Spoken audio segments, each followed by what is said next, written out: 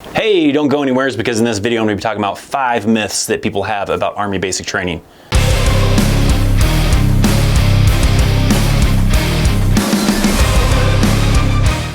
What's up, my friends? Welcome to an all-new video. I'm U.S. Army veteran ThatChrisChaos, and if you're not familiar with my channel, well, I like to educate you, entertain you, and just provide information about the United States Army. And in this video, we're talking about 5 myths that I wanted to kind of gather together into this little video package to maybe supply your curiosity of Army basic training. Maybe you've been through basic training at some point in time and you want to know about some things you heard of that maybe you think things have changed, or you're about to go to Army basic training. You want to know what to expect, and are these rumors that you've heard about Army basic training true? So we're covering some of the myths, 5 of them specifically, just 5 that I wanted to cover. There's probably more myths than just these 5, but these are 5 standout ones that I wanted to highlight. Now, if this type of content is the kind of content you're looking for about the United States Army and you're not already subscribed to this channel, make sure to hit that subscribe button. Also think about clicking on that bell to get alerts as soon as new videos go live, to include the live streams and become a part of that awesome notification platoon. So let's talk about these myths, shall we? First one we're talking about is these rumors that people have heard that, drill sergeants are allowed to hit you or punch you or rough you up a little bit. Now, I guess technically I can't say that they won't do that, because maybe some of you have seen the video before of a drill sergeant recently smacking a private because he was mouthing off to him. So can't necessarily say that they won't. They're not supposed to, though. Let's put it that way. There is not some kind of clause or anything in their training requirements or their, plan for executing basic training that says that yes, I can beat the crap out of some privates if they mouth off, or I can beat up some privates if I need to instill some fear in them. No, that is not the case. Do drill sergeants lose their cool? Sure, that's probably a possibility that some people have lost their cool. We happen to just have that one incident that happened to got captured on video, so there's proof of it, and there's probably other cases that have happened and just people didn't happen to have the opportunity to be able to record the incident happening, because usually you don't have your phone. The incident that got captured on video was from a holdover unit, so they probably had their phones with them, but most other cases they probably don't have their phones, so they don't get to record the evidence. But it is not supposed to happen. There might be times where they might get up in your face, give you little knife hands and everything like that, and get you a little bit feared that, maybe they're gonna smack you or they're gonna rough you up a little bit, but they're not allowed to actually do that. There's kind of some ways they can kind of bend that a little bit, but technically they're not gonna be beating you or smacking you around or anything like that. Now, the ways that they can kind of bend that a little bit is for safety reasons. If you're on the range and they see you doing something unsafe, then yeah, they can grab you, throw you to the side, grab your weapon violently, to prevent you from accidentally flagging somebody else when you have live rounds. A lot of other kind of safety things that they can kind of bend that rule with a little bit, and not necessarily punch you to try to prevent you from that, unless it's something really, thing where they have to sedate you or something crazy. But for the most part, yeah, they can probably grab you to prevent you from causing something unsafe or maybe saving you yourself, but they're not going to be smacking you, punching you. They're not supposed to anyways. The next myth that I want to talk about is that some people have heard that while they're in basic training, they're not going to be able to talk to any of their friends or their loved ones. It's going to be totally disconnected while they're in basic training, and they're going to have to wait and talk to them when it's all over.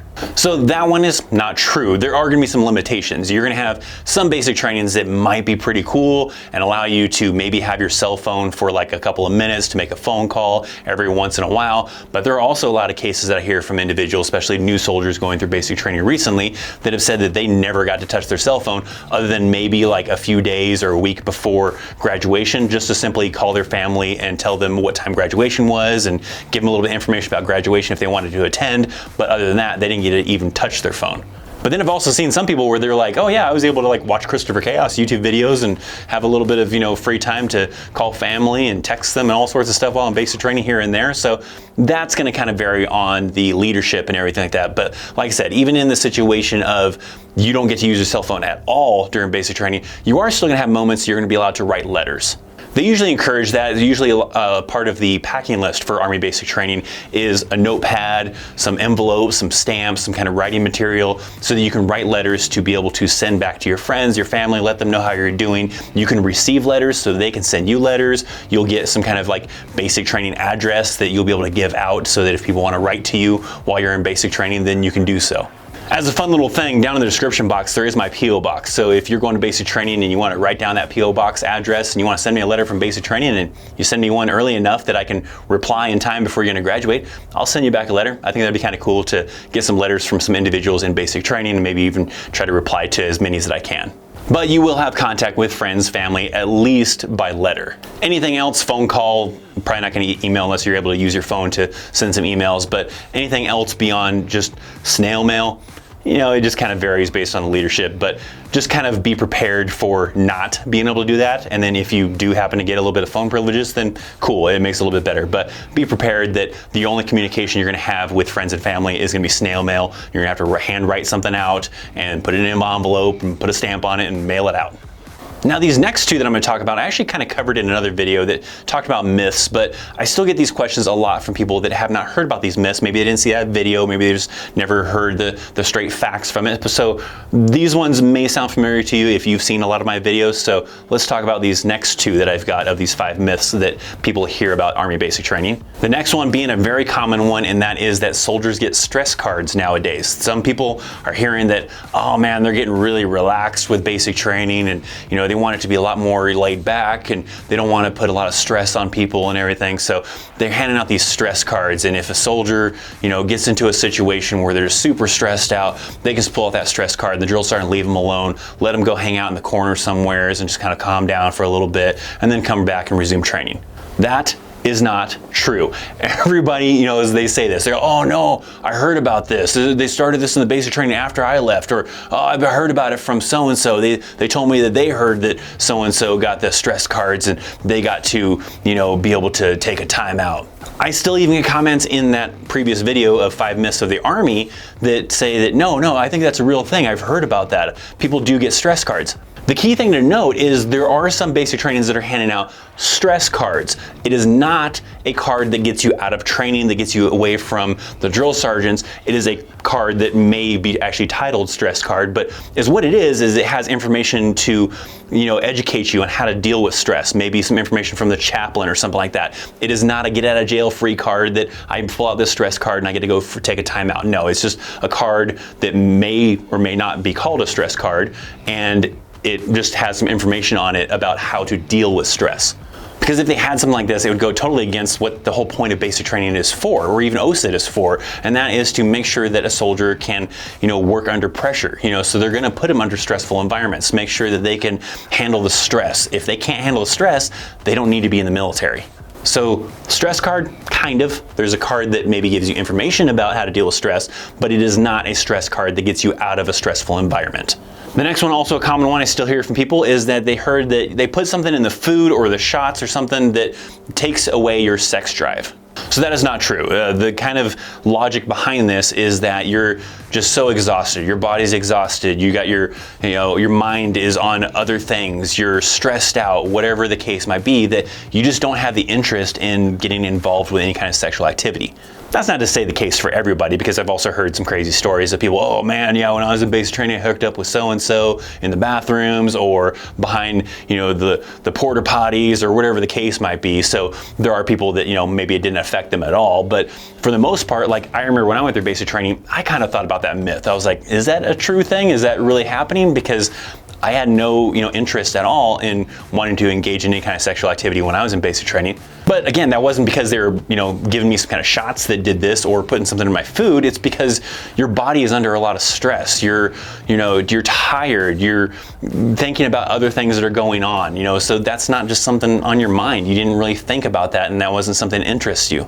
So don't worry, they're not poisoning you. They're not putting something in your food to take away your sex drive. They're not giving you shots to take away your sex drive. It's probably just because of the stress and everything that's going on with your body that you're just not reacting to things in a sexual manner like you normally would before. Now I've got one last myth that we'll kind of cover here for these myths about Army basic training, and that is coming from the phrase relaxin' Jackson. People want to know, is Fort Jackson really the easiest basic training to go to? Why do they call it Relaxin' Jackson? Is it because it's way easier to go to than everybody else? Is that the one that I want to go to because I'll have it easier than people going to Fort Benning or any other location like Fort Leonard Wood or something else? This goes all the way back, I believe, to like even in the 90s, quite a ways back, where people started using the catchphrase Relaxin' Jackson. A lot of it simply probably just comes because it rhymes, because relax and Jackson, it rhymes. So people hear that, you know, oh, so-and-so went to Fort Jackson for basic training, where I had to go to Fort Benning. No, they went to relax and Jackson.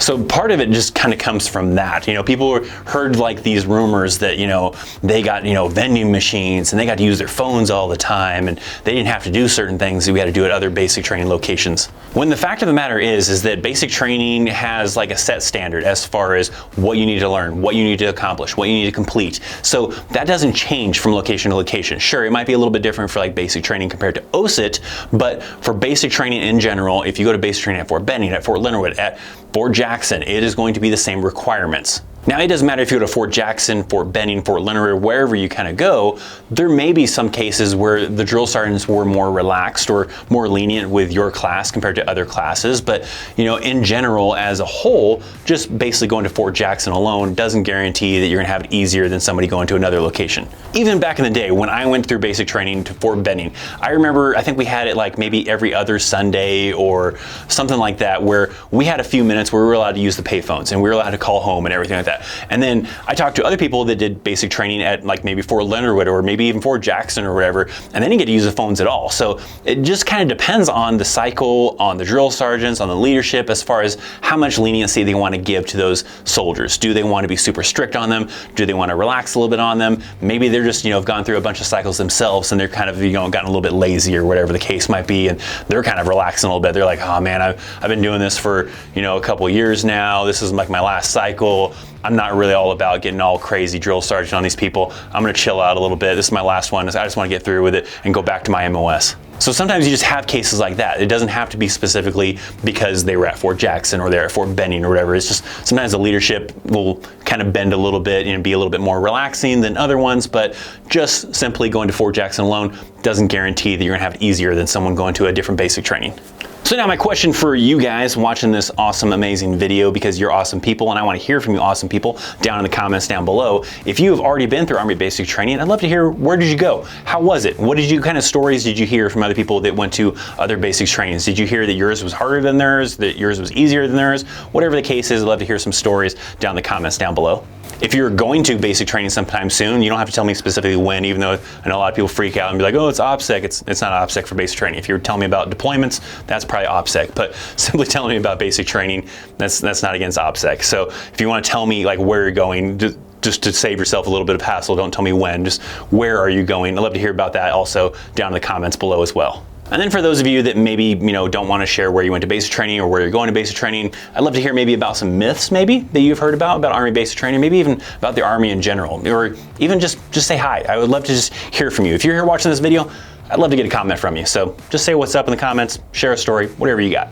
Now, to continue your viewing experience here on YouTube, I would like to encourage you to check out the link that I'm going to put at the top of the comments. I'm going to pin a comment to the very top where I'm going to share a link to the video that I did where I reacted to my basic training. I had to convert my VHS tape to digital, and then I reacted to my basic training. So if you'd like to see what it was like when I went through basic training at Fort Benning, Georgia, then definitely check that video out.